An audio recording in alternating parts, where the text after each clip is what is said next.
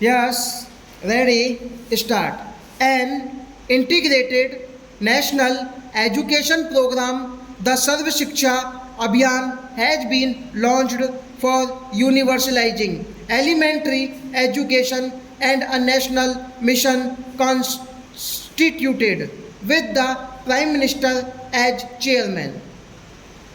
The program aims to provide 8 years of quality elementary education for all children up to the age of 14th years in a mission mode with a thrust of community ownership, disadvantaged group and girls quality education and alternative modes of education.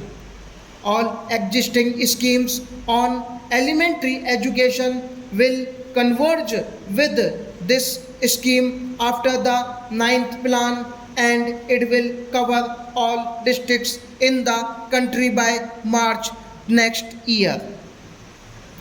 We are determined to maintain and strengthen our competitiveness in the field of technology education. A task force set up for this purpose under the HRD Minister has made wide ranging recommendations to upgrade and expand this area of education. The Roorkee Engineering College will be upgraded into an IIT, and funding for IIT Guwahati has been stepped up to ensure its early completion. The base of IIMS to be expanded, regional engineering colleges are to be strengthened, and new institutes will be set up with public private partnerships. The role of the private sector will be encouraged.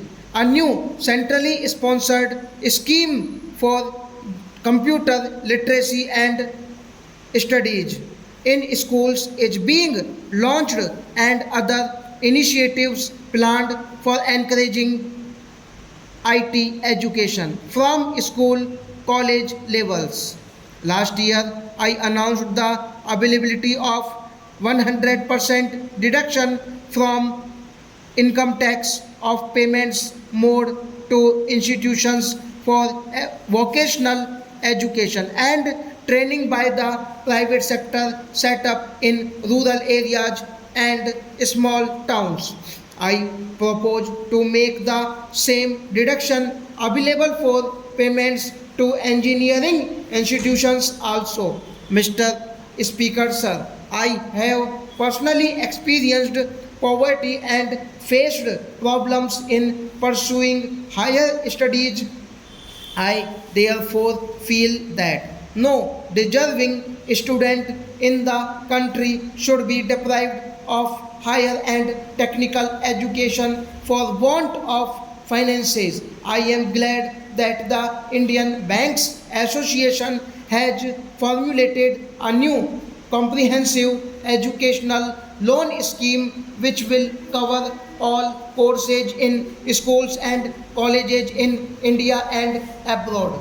Loans will be available under this scheme up to rupees 7.5 lakh for studies in India and rupees 15 lakh for studies abroad. No collateral or margin will be stipulated for loans up to rupees 4 lakh. The interest rate will not exceed PLR plus 1% for loans. The year 2001 is being observed as Women's Empowerment Year.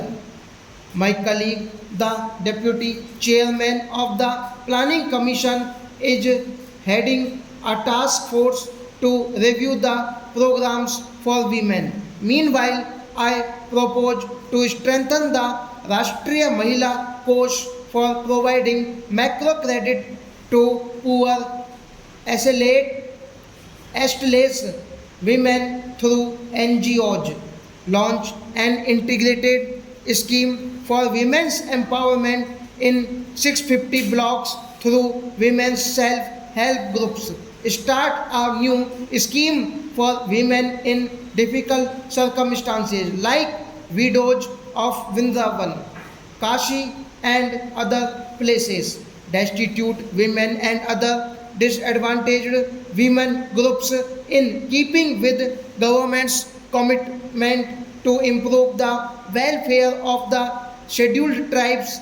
A separate national scheduled tribes finance and development corporation with an authorized share capital of rupees 500 crore has been set up. The allocation for the schemes for welfare of scheduled tribes in the Ministry of Tribal Affairs has been enhanced from rupees 786 this year to rupees 986 crore in the coming year. Similarly, the allocation for the schemes for welfare and upliftment of scheduled caste in the Ministry of Social Justice and Empowerment has been enhanced from rupees 709 crore this year to rupees 790 crore in the coming year. Honorable members may recall my announcement in the last budget of new group insurance scheme, the Janshri Bima Yojana, to extend social security cover to the poorest sections of the society. The said scheme was launched by the Prime Minister on 10th August 2000 has been well received. 332 schemes have been approved so far covering people in the BPL segment. I believe that the social security cover needs to be widened to minimize the miseries of our people below the poverty line. Accordingly, I propose to introduce two more schemes during the next financial year. A special scheme for landless agricultural laborers, the Khetihar Mazdoor Bima Yojana, which will provide benefits of insurance cover as available under Janshri Bima Yojana, and a pension of rupees 100 per month to the beneficiary on attaining the age of 60 years. In the case of beneficiaries who join the scheme at a young age, some periodical payments at the end of every 10 years are also envisaged.